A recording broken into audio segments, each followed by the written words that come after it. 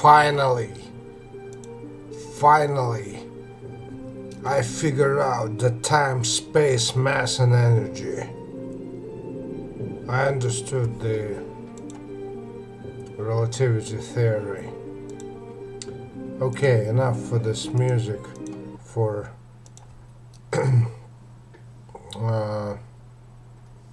what's it called? Humanitarians. Here, I explain you what time, space, mass, and energy is right now. So, oh my god, this friggin' awful tools just give me something. Okay, so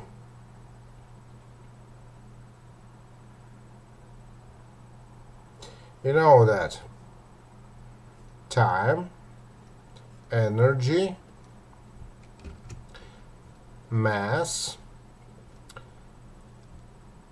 and gravitational force are all the same, right?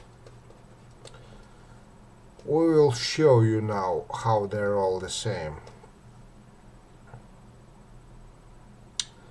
Let's make this thought experiment. If there is a person standing here and something is moving towards him, how do you know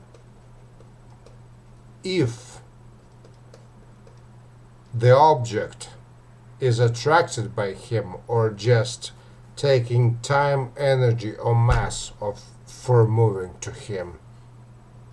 If the object is, oh my god, is one attracted, 2 has mass, 3 moves in time,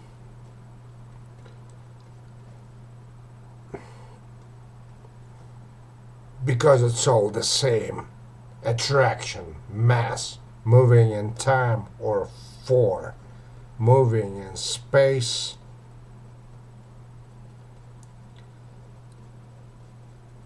Moving in space, it's all the same.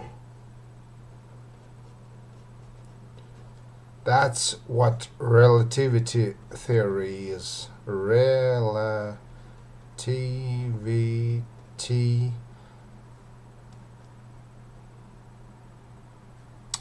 Okay, I will not waste your time. Or for example, when the object is moving, let's change the color to something like green. It's moving away. If it's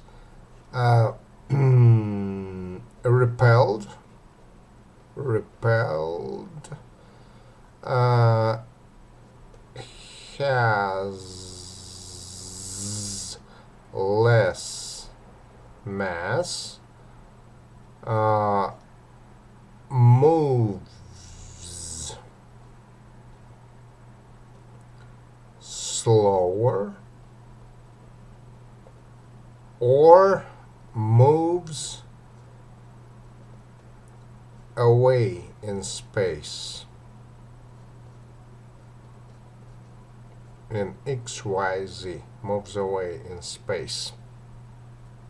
It's the same shit. It's called relativity.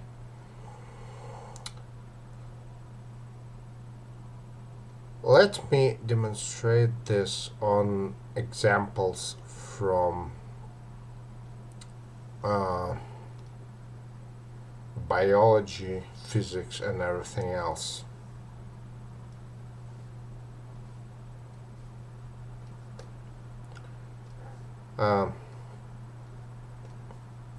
Imagine we as let me draw you a picture.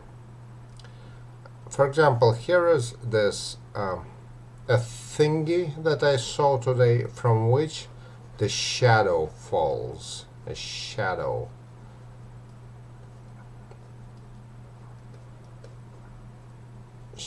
shadow.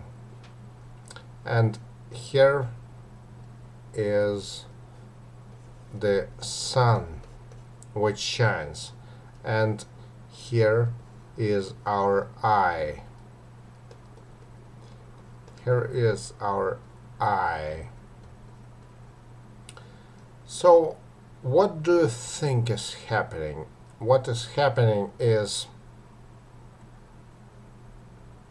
the photons, or maybe not photons, but we'll call it that for simplicity, photons that get quicker to our eye, that get quick to our eye like this, are bright, equals bright, equals energy, equals mass, equals less time. And the photons that get slower to our eye and diffracted away is what shadow is. Okay, I put it not in a very good example, but for example, let me show you this illustration that Veritasium showed us. You have an electric wire where electrons flow this way, and atop there are also protons which equal the same amount of electrons, and the cat is, here is, for example, if he showed it plus like this, a cat with plus staying still, and it will not attract, no attraction.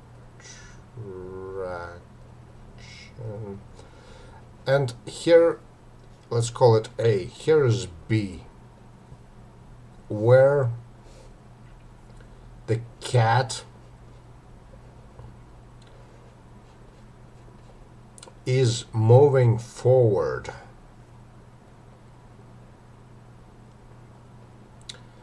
With electrons. And if electrons move the same velocity of a cat equals the velocity of electrons, then what we have, that the, and of course here the electrons are moving, and here the electrons are moving too at the same velocity. So what we have is that the protons are compressed for the cat with a plus sign, are compressed and cause repulsion. Oh my god, repel the cat. So you have this picture in, this is an electric wire, here A, the cat stays still, the electrons are moving, and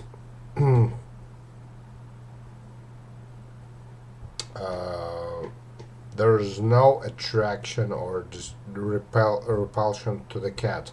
And when the cat is moving with the same speed with electrons, the protons gather together by compressing time and space and start repelling the cat.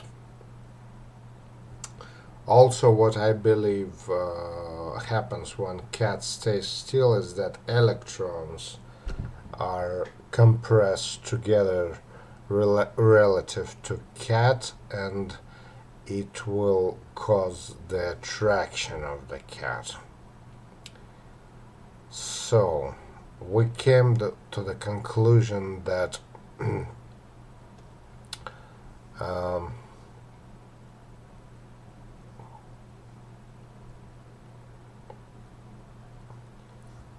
time equals space equals mass equals gravity. And now you understand why I showed you this picture, that the electron or photons that get to us faster from the reflected surface are brighter,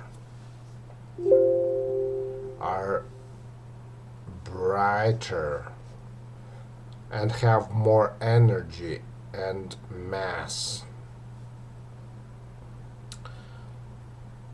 Um,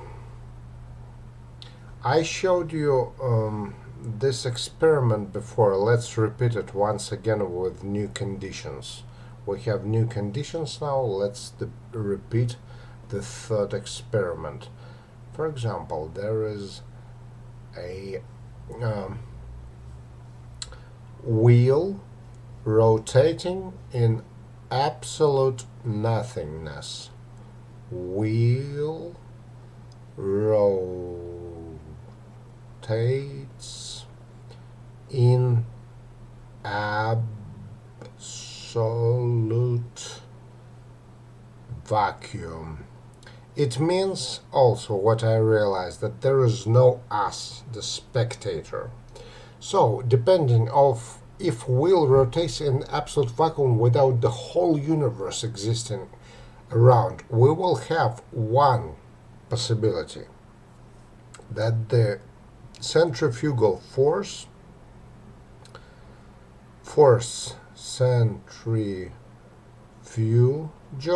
centrifugal will be either bigger than 0, or 2, it will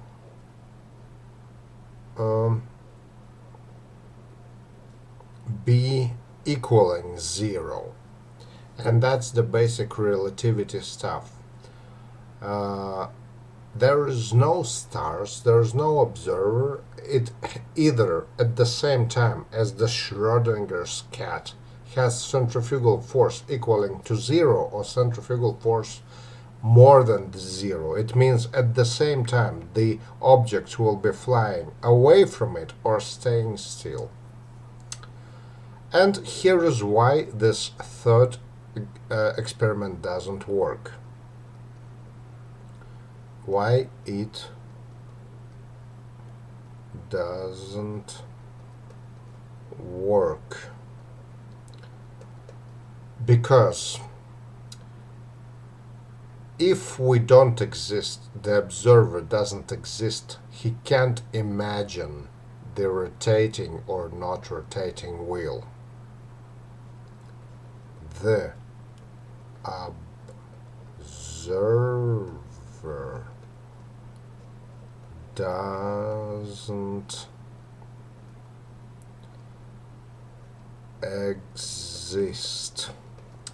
You know, this for a funny part for the humanitarians amongst you, the Big Bang Theory episode about Sheldon saying that the 0 doesn't exist. The same stuff here. The 0 doesn't exist. We'll put it here like humanitarian size stuff. If it rotates in absolute vacuum, the centrifugal force is at the same time 0 and more than 0. It doesn't work. This third experiment doesn't work because the observer doesn't exist. If we can think about this wheel, then it will either have zero or more than zero centrifugal force. But if we didn't exist, we wouldn't even be able to imagine this thought experiment. Okay, this will be a short video. Back to our we explained time and space and mass and gravity equals the same. We explained that the reason we see shadows is because there is no particles, let's call them photons or whatever you want, are moving away from us more than particles move towards us. And let me explain how this works again from the physics class at the 9th grade of school. Here is the surface. Here is the radiation coming from, for example, the sun. And why we have refraction, refraction is because the speed of light, c, is, for example, c1 here is more than c of light c2 here, because when this radiation happens it goes like this, and when these waves start to slow down,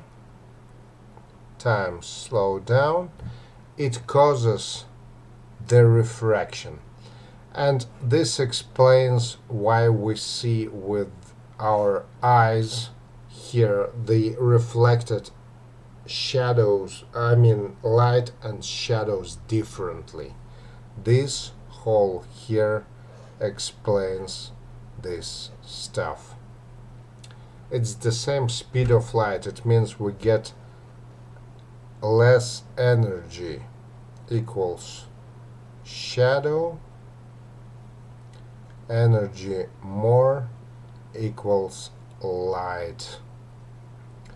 Okay, I here put for you the basics of all the existing universe. Not the basics, all of it. All the relativity, all the Richard Feynman stuff, all the Einstein stuff. Let me go through this again. First this, second this, third this, and here is the third experiment. We have finally discovered the origins of everything. Congrats. I'm putting back my humanitarian music and fading into darkness. Thank you. Hello, I'm sorry I forgot to demonstrate you something. For example, this picture that I drew here for you, its sole purpose is to demonstrate how the eye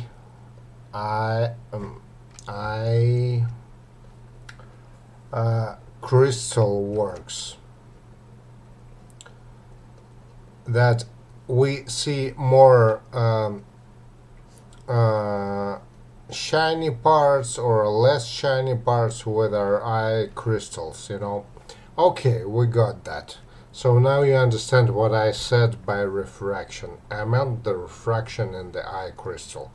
Now, for example, imagine the creature that doesn't have eye crystals. No eye crystals. So what it would be? It would be just, the ancient, this dumb creature with no eyes, but with, let's draw it in red, the light light, sensing a third eye on here on the top of the head, and here there will be no eyes, So imagine it doesn't even has a light sensing third eye. What it would have is sensing the gravity. Sensing gravity. So what it means is we all sense gravity. We all live on this planet, or maybe some of us live on other planets, but we always sense the gravity before we sense the light. So that's just a little clear up from a previous video. If we even didn't have eyes to sense the energy coming, which is at the same time energy, photons, time, space, and mass coming into our eyes, our ancestors still did have senses for sensing gravity. And I showed you that this gravity is the same thing as light that comes into our eyes. Okay. We all, no matter what, if we're living or objects,